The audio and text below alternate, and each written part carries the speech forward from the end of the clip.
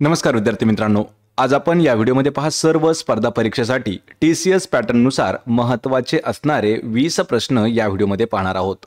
मित्रांनो, हे जे प्रश्न आहेत हे आपल्याला सर्व स्पर्धा परीक्षेसाठी महत्त्वाचे असणारे सराव प्रश्नसंच ठरणार आहेत आणि पूर्णपणे हा जो व्हिडिओ आहे हा तलाठी भरती 2023 च्या TCS प्रश्नावरती आपण आधारित घेतलेला आहे। हे सर्वचे सर्व प्रश्न आपल्याला TCS पॅटर्नमध्ये विचारण्यात आलेले आहेत। त्यामुळे आपल्याला या व्हिडिओची जर PDF डाउनलोड करायची असेल तर मराठी नोकरी या नावाने आपलं टेलिग्राम चॅनल आहे, सोबतच आपलं WhatsApp चॅनल देखील आहे। दोघांच्याही लिंक्स मी तुम्हाला डिस्क्रिप्शनमध्ये दिलेले आहेत। आणि मित्रांनो, चॅनलवरती जर नवीन असाल तर लगेच आपल्या मराठी नोकरी YouTube चॅनलला सबस्क्राइब करून ठेवा, म्हणजे आपल्याला डेली अशाच पद्धतीचे व्हिडिओज पाहायला मिळतील। चला तर व्हिडिओला सुरुवात करूया। तर पहा, आपला प्रश्न आहे, खालीलपैकी कोणता किल्ला छत्रपती शिवाजी महाराजांनी स्थापन केलेल्या स्वराज्याची पहिली राजधानी होती? पहा, प्रश्न हा महत्त्वाचा आहे मित्रांनो। TCS मध्ये आपल्याला शिवाजी महाराज झालं, संभाजी महाराज झालं, यांच्यावरती खूप सारे प्रश्न विचारण्यात आलेले आहेत। तर तसाच हा एक प्रश्न आहे की असा कोणता किल्ला आहे जो छत्रपती शिवाजी महाराजांनी स्थापन केलेलं जे स्वराज्य आहे त्या स्वराज्याची पहिली राजधानी होती, आणि तो जो किल्ला आहे तो आहे ऑप्शन क्रमांक 1। तर राजगड ही जी आहे ही स्वराज्याची पहिली राजधानी म्हणून ओळखली जाते। राजगड जो आहे पुणे जिल्ह्यामध्ये स्थित असणारा एक डोंगरी किल्ला आहे। पूर्वी त्याला मुरुमदेव या नावाने ओळखलं जात होतं आणि नंतर हा किल्ला छत्रपती शिवाजी महाराजांच्या राजवटीत सुमारे 26 वर्ष मराठा साम्राज्याची म्हणजे स्वराज्याची राजधानी होती। त्यानंतर राजधानी जी आहे ही रायगड या किल्ल्यावरती हलवण्यात आली होती। लक्षात ठेवा, पहिली जी आहे ती राजगड होती आणि दुसरी जर म्हटलं किंवा राजगडावरून कोणत्या किल्ल्यावरती राजधानी हलवण्यात आली तर तो नंतर आहे रायगड। पर्याय क्रमांक 1 आपलं या प्रश्नाचं उत्तर होईल। यानंतरचा प्रश्न आहे, भारतात भारतीय नागरी सेवा परीक्षा केव्हापासून घेण्यात येऊ लागली? पहा, भारतीय नागरी सेवा परीक्षा ही कधीपासून सुरू करण्यात किंवा कधीपासून घेण्यात आलेली आहे? तर या प्रश्नाचं उत्तर असणार आहे पहा ऑप्शन क्रमांक 4। तर 1922 या वर्षापासून। लक्षात ठेवायचे मित्रांनो, प्रश्न थोडासा इम्पॉर्टंट आहे। तर भारतीय नागरी सेवा संदर्भातील पूर्वी परीक्षा ही ब्रिटनमध्ये होत होती आणि 1919च्या सुधारणा अंतर्गत ही परीक्षा जी आहे ही 1922 पासून भारतामध्ये घेण्यास सुरुवात झाली। या परीक्षासाठी 1919च्या कायद्यातील तरतुदीनुसार 1926 मध्ये केंद्रीय लोकसेवा आयोग याची स्थापना देखील करण्यात आली। या ठिकाणी आपल्याला अजून एक महत्त्वाचा प्रश्न मिळालेला आहे पहा की केंद्रीय लोकसेवा आयोग याची स्थापना कधी करण्यात आली? तर 1926 या वर्षी। तर 1935च्या कायद्याअंतर्गत संघ राज्य लोकसेवा बरोबरच प्रांतिक लोकसेवा आयोग आणि 2 किंवा अधिक राज्यांसाठी संयुक्त लोकसेवा आयोग याची तरतूद करण्यात आली आहे। कधी? 1935च्या कायद्याअंतर्गत। आणि या प्रश्नाचं उत्तर काय होईल? ऑप्शन क्रमांक 4 1922 पासून। यानंतरचा प्रश्न आहे, खालीलपैकी कोणाला अण्णाभाऊ साठे म्हणून ओळखले जात आहे? मित्रांनो, प्रश्न हा देखील खूप महत्त्वाचा आहे। अण्णाभाऊ साठे हे जे आहे तर हे कोणाचं नाव आहे? आपल्याला असं विचारलं आहे, अण्णाभाऊ साठे त्यांचं रियल नाव काय आहे, म्हणजे पूर्ण नाव काय आहे? तर या प्रश्नाचं उत्तर आहे पर्याय क्रमांक 2 तुकाराम भाऊराव साठे यांनाच आपण अण्णाभाऊ साठे म्हणून ओळखतो। लक्षात ठेवा, अण्णाभाऊ साठे म्हणजे कोण? तुकाराम रामभाऊ साठे। यांचा जन्म 1 ऑगस्ट 1920 ला झालेला आहे। 1944 साली टिटवाळा येथे झालेल्या शेतकरी परिषदेत लाल बावटा या कला पथकाची स्थापना जी आहे ही अण्णाभाऊ साठे यांनी केलेली आहे। अण्णाभाऊंनी माटुंगा लेबर कॅम्पमध्ये दलित युवक संघाची स्थापना करून बेरोजगार तरुण जे आहेत त्यांना एकत्रित करण्याचं काम हे अण्णाभाऊ साठे यांनी केलेलं आहे। संयुक्त महाराष्ट्र चळवळीत आपल्या पोवाड्याने सबंध महाराष्ट्र त्यांनी पेटून उठवला होता। रशियात जाऊन अण्णाभाऊंनी पोवाड्यातून शिवचरित्र जे आहे ते सांगले होतं। ऑप्शन क्रमांक 2 आपलं या प्रश्नाचं योग्य उत्तर होईल। यानंतरचा प्रश्न आहे, महाराष्ट्राच्या धुळे जिल्ह्यातील 1857चा उठाव हा भारताच्या नैऋत्य पट्ट्यातील डॅश गटांच्या सहभागाची साक्ष देतो। या ठिकाणी पहा महत्त्वाचा प्रश्न आहे पहा हा देखील।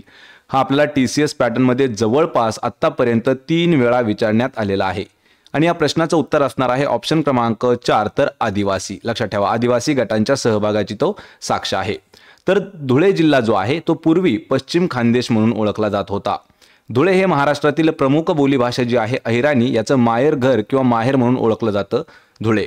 महाराष्ट्राच्या धुळे जिल्ह्यातील 1857चा उठाव हा भारताच्या नैऋत्य पट्ट्यातील आदिवासी संघटना सहभागाची साक्ष देतो। संघटना नाही मित्रांनो, तर आदिवासी गटांच्या सहभागाची साक्ष देतो। ऑप्शन क्रमांक 4 आपलं या प्रश्नाचं उत्तर होईल। यानंतरचा प्रश्न आहे, जानेवारी 2023 मध्ये खालीलपैकी कोणत्या महापालिका प्रशासनाने भ्रष्टाचाराच्या आरोपाखाली दोषी ठरलेल्या तिच्या 55 कर्मचाऱ्यांना सेवेतून बडतर्फ केलेले आहे? पहा, प्रश्न हा देखील महत्त्वाचा आहे. हा आपल्याला प्रश्न जी तलाठी भरती सेकंड शिफ्ट झाली होती पहा 28 तारखेला 28 ऑगस्ट मध्ये, तर त्या ठिकाणी हा आपल्याला प्रश्न विचारण्यात आला होता. वर्ष आहे जानेवारी 2023. यामध्ये खालीलपैकी अशी कोणती महापालिका आहे की त्या महापालिकेने भ्रष्टाचाराच्या आरोपाखाली ठरलेले जे काही 55 कर्मचारी होते त्यांना सेवेतून बडतर्फ केले होते? आणि ती महानगरपालिका आहे ऑप्शन क्रमांक 1 तर बृहन्मुंबई महानगरपालिका. 2023 मध्ये लक्षात ठेवायचे किती कर्मचाऱ्यांना? 55 कर्मचाऱ्यांना भ्रष्टाचाराच्या आरोपाखाली दोषी ठरले होते, तर त्यांना बडतर्फ करण्याचं काम जे आहे हे बृहन्मुंबई महानगरपालिकेने केलं होतं. ऑप्शन क्रमांक 1 आपलं या प्रश्नाचं उत्तर होईल. यानंतरचा प्रश्न आहे परिवर्ती निविष्टी म्हणजेच काय तर व्हेरिएबल इनपुट याच्या प्रत्येक एककामागे मिळणाऱ्या निष्पादन म्हणजे काय तर त्याला आपण आउटपुट म्हणतो, तर प्रत्येक आउटपुटला डॅश म्हणून ओळखले जाते. मित्रांनो, हा प्रश्न देखील खूप महत्त्वाचा आहे आणि TCS जे आहे आपल्याला अशा पद्धतीचेच प्रश्न विचारतं जे की सेंट्रल लेवलचे हे प्रश्न असणार आहेत. तर या प्रश्नाचं उत्तर आहे पहा ऑप्शन क्रमांक 2 तर सरासरी उत्पादन. सरासरी उत्पादन म्हणजे काय पहा, परिवर्ती निविष्टी त्याला म्हटलं जातं पहा व्हेरिएबल इनपुट, याच्या प्रत्येक एककामागे मिळणारं जे निष्पादन म्हणजे आउटपुट आहे त्याला म्हटलं जातं सरासरी उत्पादन. पर्याय क्रमांक 2 आपलं या प्रश्नाचं उत्तर होईल. यानंतरचा प्रश्न आहे 2023 पर्यंतच्या माहितीनुसार भारतातील कोणत्या शहरात पारशी लोकांचे प्रमाण हे सर्वाधिक आहे? मित्रांनो, हा प्रश्न देखील खूप सारा महत्त्वाचा आहे कारण हा प्रश्न आपल्याला म्हाडा भरतीमध्ये सुद्धा विचारण्यात आलेला प्रश्न आहे. या ठिकाणी पहा 2023च्या माहितीपर्यंत विचारला आहे आणि या प्रश्नाचं उत्तर काय असणार आहे? ऑप्शन क्रमांक 4 तर मुंबई या ठिकाणी. 2023 पर्यंतची जी माहिती आहे तर त्या माहितीनुसार भारतातील मुंबई असं शहर आहे की त्या शहरामध्ये सर्वाधिक जास्त पारशी लोकांचं प्रमाण हे जास्त आहे. ऑप्शन 4 आपलं या प्रश्नाचं उत्तर होईल. यानंतरचा प्रश्न आहे जुलै 1924 मध्ये खालीलपैकी कोणी महाराष्ट्र राज्यात बहिष्कृत हितकारिणी सभा स्थापन केलेली होती? कधी केलेली आहे बहिष्कृत हितकारिणी सभा? 1924 या वर्षी. आणि कोणी केलेली आहे असा प्रश्न आहे, तर ती केलेली आहे डॉक्टर बाबासाहेब आंबेडकर यांनी. पर्याय 4 आपलं या प्रश्नाचं उत्तर होईल. या ठिकाणी काही महत्त्वाच्या नोट्स आहेत. नोट्समध्ये पहा तर कशासाठी सुरू केली होती या ठिकाणी आपल्याला कारण मिळून जाईल. अस्पृश्यांच्या उन्नतीसाठी सामाजिक चळवळ उभी करण्याच्या दृष्टीने डॉक्टर बाबासाहेब आंबेडकर यांनी 20 जुलै 1924 रोजी कोणत्या ठिकाणी? मुंबई या ठिकाणी बहिष्कृत हितकारिणी सभेची स्थापना केलेली आहे.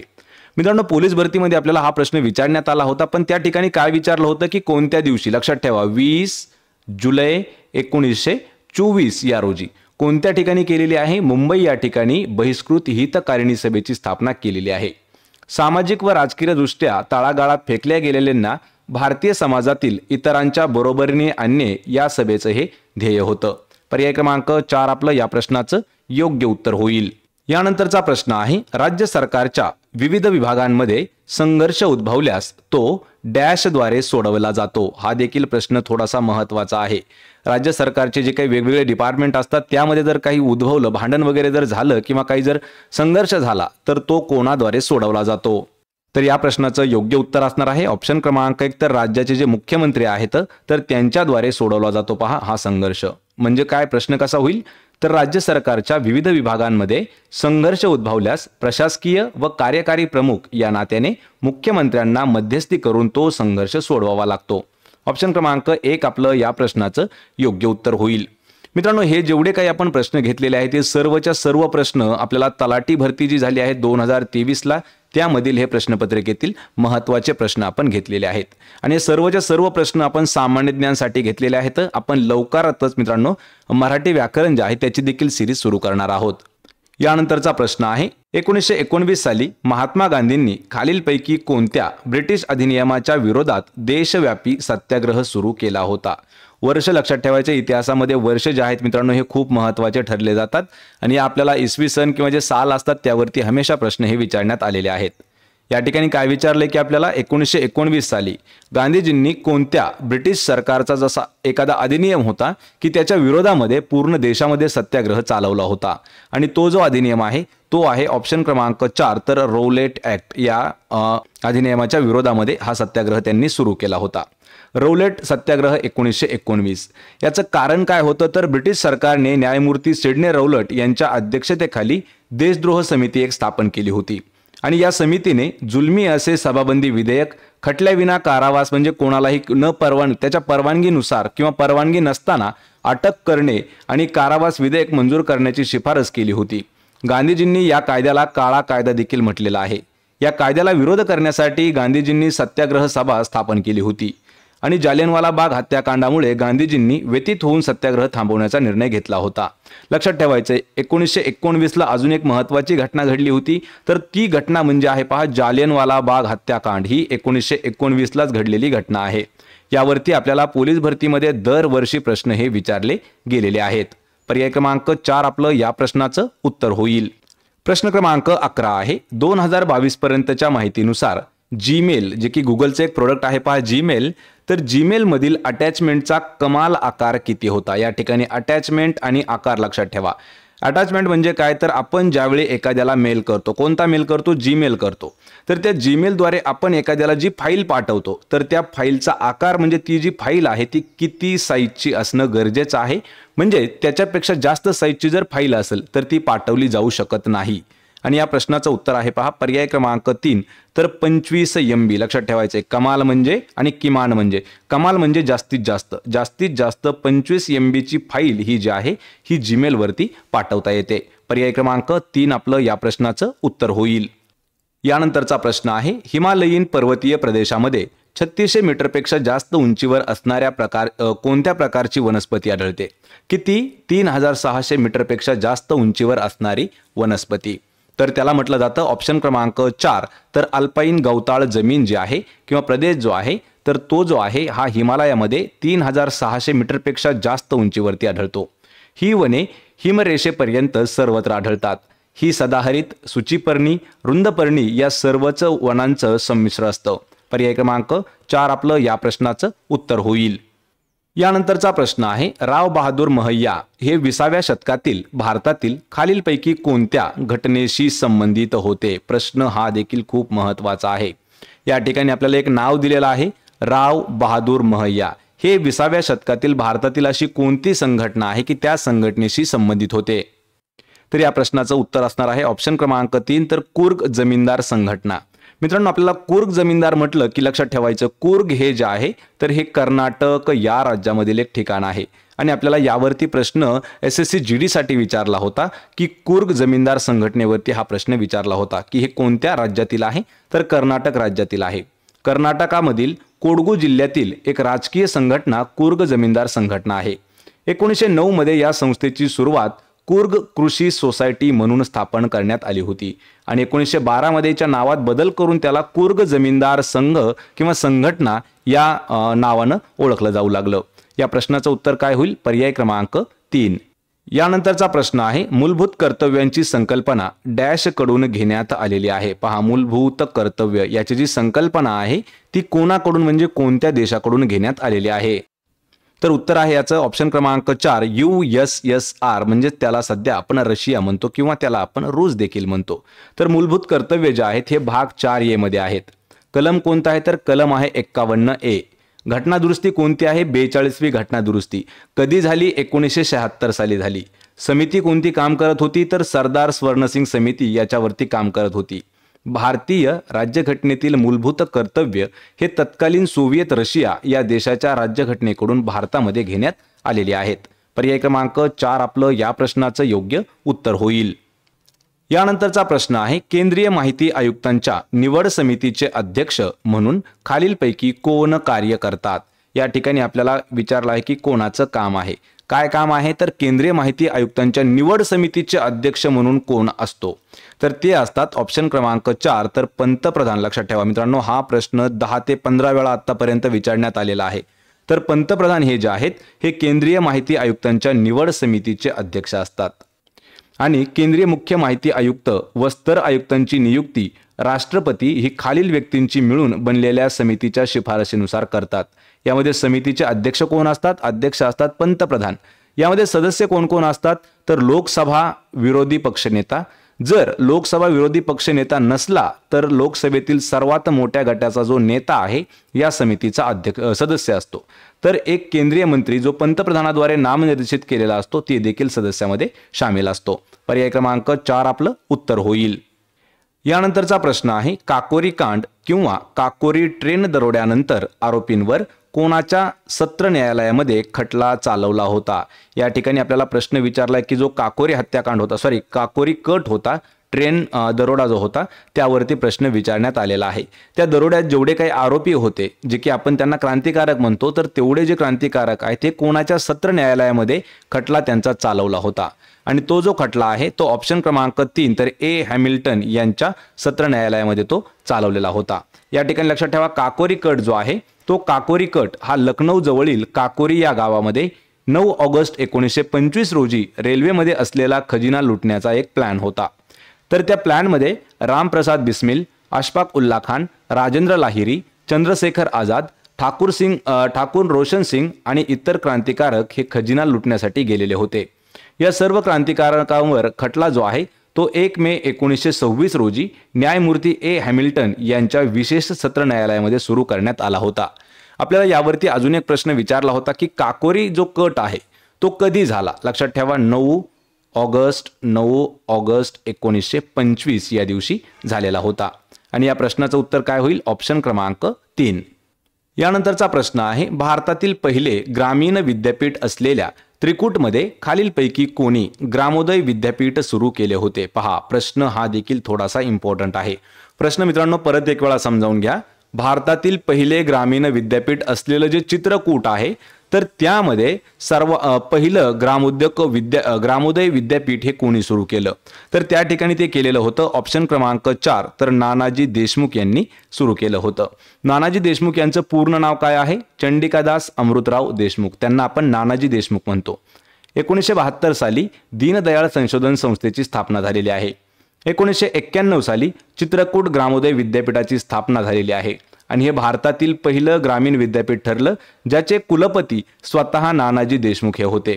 1999 मध्ये त्यांना पद्मविभूषण पुरस्काराने सन्मानित करण्यात आलेला आहे आणि 2019 मध्ये भारतातील सर्वात मोठा नागरी पुरस्कार जो आहे भारतरत्न, तर भारतरत्न पुरस्काराने त्यांना 2019 मध्ये पुरस्कृत किंवा सन्मानित करण्यात आलेला आहे। ऑप्शन क्रमांक 4 आपलं या प्रश्नाचं उत्तर होईल। यानंतरचा प्रश्न आहे 1897 मध्ये चाफेकर बंधूंनी खालीलपैकी कोणत्या ब्रिटिश अधिकाऱ्याची हत्या केली होती? मित्रांनो प्रश्न थोडासा महत्त्वाचा आहे।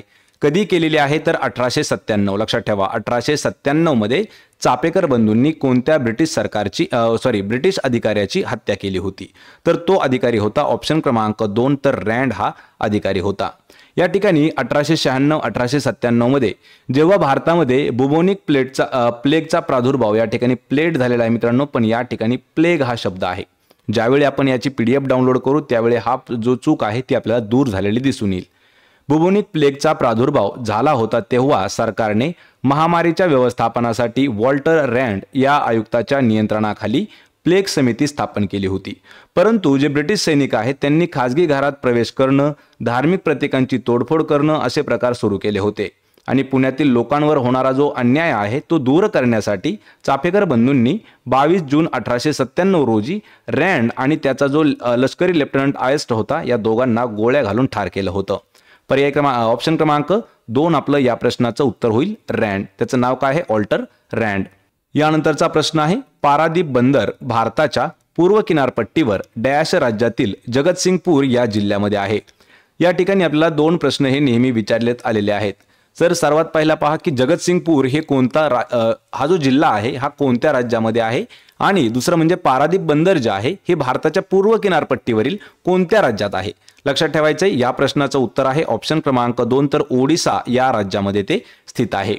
पारादीप बंदर हे भारताच्या पूर्व किनारपट्टीवर ओडिसा राज्यातील जगतसिंगपूर या जिल्ह्यामध्ये स्थित आहे। पारादीप बंदर हे भारताच्या पूर्व किनारपट्टीवरील एक नैसर्गिक खोल पाण्याचं बंदर आहे आणि पारादीप जे बंदर आहे याची पायाभरणी ही 3 जानेवारी 1962 रोजी जे भारताचे तत्कालीन पंतप्रधान होते पंडित जवाहरलाल नेहरू तर यांच्या हस्ते करण्यात आलेली होती। ऑप्शन क्रमांक 2 आपलं या प्रश्नाचं उत्तर होईल। या व्हिडिओचा आपला शेवटचा प्रश्न आहे 1830 चे सिंगफोचे बंड डॅश मध्ये झाले, म्हणजे कोणत्या राज्यामध्ये सिंगफोचं बंड झालेलं आहे? ते राज्य आहे ऑप्शन क्रमांक 1 तर आसाम या राज्यामध्ये 1830 साली एक बंड झालं ते होतं सिंगफोचं बंड। याचं जे ठिकाण आहे ते होतं ईशान्य सीमावर्ती भागामध्ये। याचं नेतृत्व कोणी केलं होतं? सुआ गोन्साई यांनी। आणि याचं मुख्य कारण काय होतं तर ब्रिटिश राज्य उद्ध्वस्त करणे हे सिंगफोचा बंड 1830 मध्ये झालेल्या याचं कारण होतं। पर्याय क्रमांक 1 आसाम या राज्यामध्ये झाले होतं। तर मित्रांनो हे होते पहा महत्त्वाचे 20 प्रश्न। आपल्याला या 20 प्रश्नांपैकी किती प्रश्नाची उत्तरं देता आली हे मला कमेंट करून नक्की सांगा। व्हिडिओ कसा वाटला हे देखील मला कमेंटमध्ये सांगायचं आहे। व्हिडिओ आवडला तर व्हिडिओला आपल्या लाईक करा, मित्रांमध्ये व्हिडिओ शेअर करा आणि आपल्या मराठी नोकरी या YouTube चॅनलला सबस्क्राइब करून ठेवा। प्रत्येक व्हिडिओची PDF मी तुम्हाला अगदी फ्रीमध्ये उपलब्ध करून देत आहे आपल्या टेलिग्राम चॅनलवरती। त्याची लिंक मी तुम्हाला डिस्क्रिप्शनमध्ये दिलेली आहे, त्या ठिकाणी जाऊन त्याला जॉईन करा, म्हणजे आपल्याला प्रत्येक व्हिडिओची PDF अगदी फ्रीमध्ये मिळून जाईल। आपण भेटूया पुढच्या एका अशाच नवीन व्हिडिओमध्ये। तोपर्यंत जय हिंद, जय महाराष्ट्र।